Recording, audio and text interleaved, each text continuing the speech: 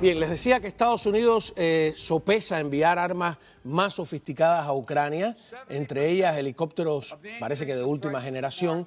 Y mientras tanto, Vladimir Putin, junto a Lukashenko, nada menos, el dictador bielorruso, y con un fondo amenazante de cohetes, pues aseguró que las negociaciones están en un punto muerto y que no va a permitir que aíslen a Rusia. Por ahí había la imagen de Putin con un cohete atrás que tendría el coronel que interpretarlo.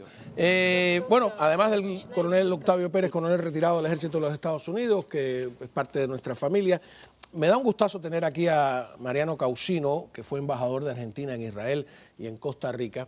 La última vez que estuvo, Mariano me aclaró algo que yo, o sea, con mucha lucidez sobre qué pasaba, por qué no se le prestaba atención a América Latina lo suficiente desde Washington. Infobae ha hecho un capítulo que le llama La trama latinoamericana de la guerra de Ucrania, que es sumamente interesante. Antes de hablar de eso, si me permite, embajador, con el coronel, hablar un poco sobre qué armas son las que van a entregar ahora a Estados Unidos, este helicóptero, qué cosa es, ¿en qué cambia el asunto? Bueno, al tú darle helicópteros de ataque, le da la permisibilidad de tener otra potencia más que como la jabalina que estás enseñando atrás de ti para una guerra antitanque.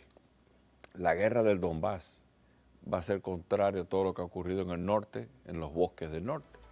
En el Donbass son praderas, son áreas más abiertas, donde la defensa tiene la ventaja. Las unidades ucranianas son las más versadas, las que tienen más experiencia de combate y llevan años atrincherados en bunkers, revetments, protegiendo todo su equipo. Y están acostumbrados a mudarse cada 2 o 3 días. ¿Qué pasa?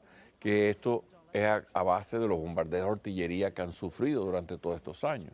Al tú darle helicóptero de ataques, le das el potencial de poder ir y atacar estas columnas de tanques que están viniendo ahora en esta nueva primavera con más fango y poder acorralar estos convoys. Ya hemos visto movimiento en 3 áreas en la frontera de congregaciones de vehículos que vienen hacia el Donbass.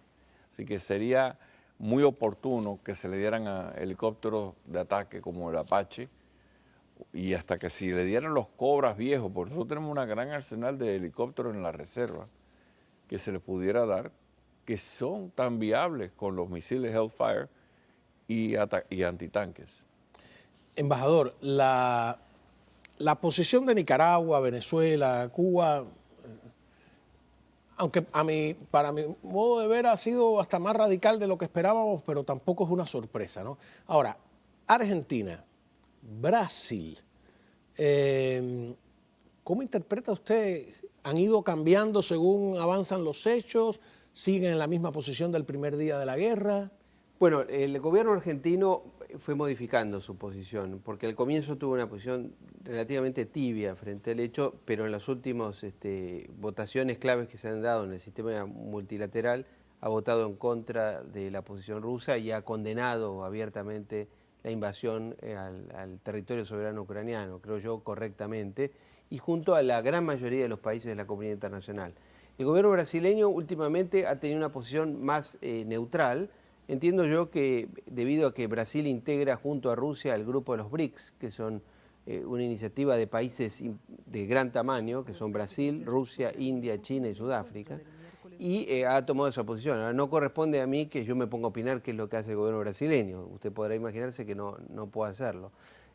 Yo le puedo hablar por el gobierno argentino y le puedo hacer un análisis general. La posición nicaragüense, cubana y venezolana es previsible, por supuesto no nos gusta, pero es previsible porque son países que tienen una gran dependencia sobre todo de China, pero también en materia armamentística de la posición de Rusia. Entonces es previsible y además tienen una postura tan contraria a los Estados Unidos que es natural que se acerquen al adversario de los Estados Unidos. A ver, Argentina, desde la ignorancia de un observador en la distancia, se va el presidente a Rusia, le dice a Putin que Argentina va a abrir, ser la puerta de entrada de Rusia en América Latina, y yo tengo la impresión de que logró algo, logró que Estados Unidos cambiara su posición en cuanto a la deuda del Fondo Monetario Internacional. Le renegociaron la deuda y dije, mira, oye, la jugada le sale bien, pero a la misma vez eso le crea dentro del kirchnerismo una pelea interna y terminan la vicepresidenta y el presidente peleados y entonces hay una cadena de acontecimientos con los agricultores argentinos. O sea, la política sorprende y en Argentina sorprende siempre doblemente, ¿no? Bueno, sí, es casi inentendible porque hay un problema original. El gobierno argentino está armado por Cristina Kirchner, que es una expresidente, esposa de otro presidente, y que ha colocado a un señor al frente de la presidencia, pero ella ha tenido siempre más poder que él, de manera tal que es una fórmula armada al revés, porque el presidente tiene menos poder que el vicepresidente. Es una cosa sui generis, casi le diría que es un caso de una novedad en la historia universal. Ahora, se ha llegado a esta posición en la cual en este momento tienen un enfrentamiento creciente entre ellos, tienen un nivel de incomunicación muy importante, ya es abiertamente reconocido por voceros del gobierno que no tienen diálogo hace por lo menos un mes o tal vez más. Y bueno, lamentablemente esto complica el funcionamiento normal del gobierno argentino, que además tiene una serie de dificultades muy grandes en materia económica, que son, por supuesto, algunas heredadas por muchos años de muy malos manejos y administraciones, pero otras creadas por este gobierno, que a su vez tiene una dificultad para echar la culpa para atrás, porque en el pasado inmediato de la Argentina, en los últimos 20 años, el kirchnerismo ha gobernado casi 15 años. Entonces es muy difícil la situación. Ahora, es difícil de explicar porque, le vuelvo a decir, tiene la característica de una fórmula armada al revés.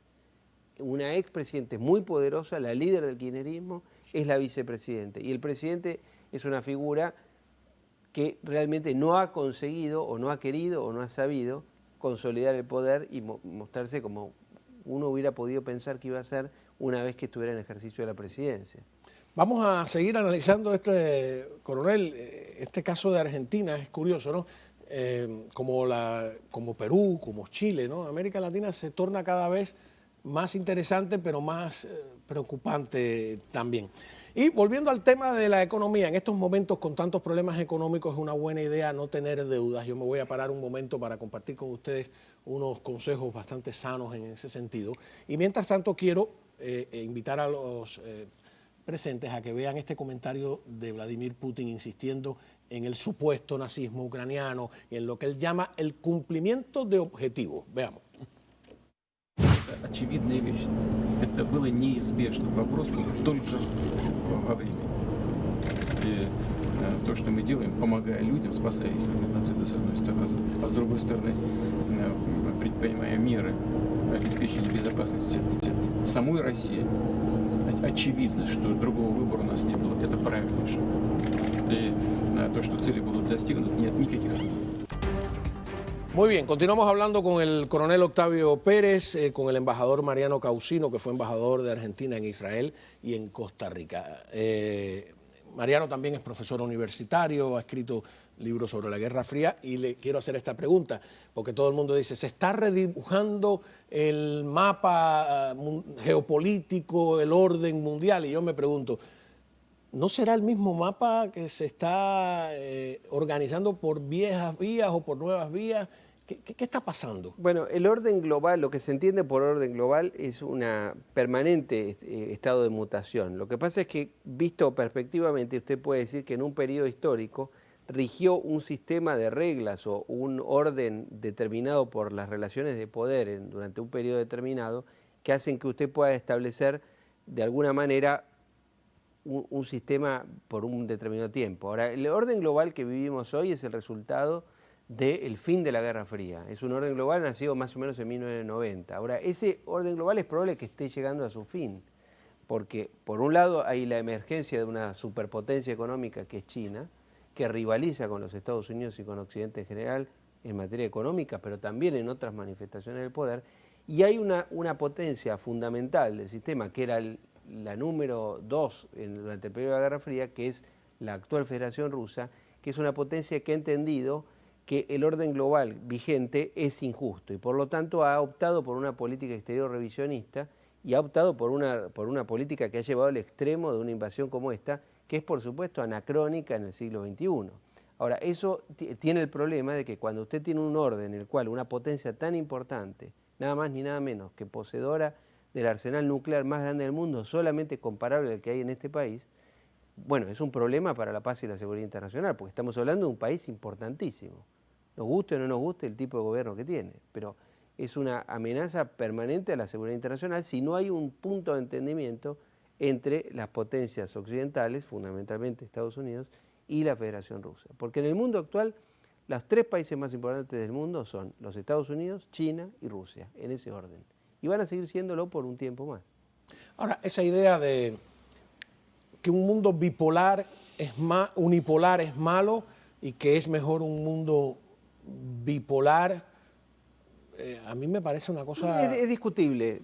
En general, la historia de la humanidad ha demostrado que es raro que haya una potencia. En realidad nunca se dio en la historia de la humanidad, salvo en los últimos 30 años después del fin de la Guerra Fría, que un solo país tenga una cantidad de poder como la cantidad de poder con la que se encontró Estados Unidos en 1990, por la disolución de la Unión Soviética. Porque en realidad normalmente se dice Estados Unidos ganó la Guerra Fría.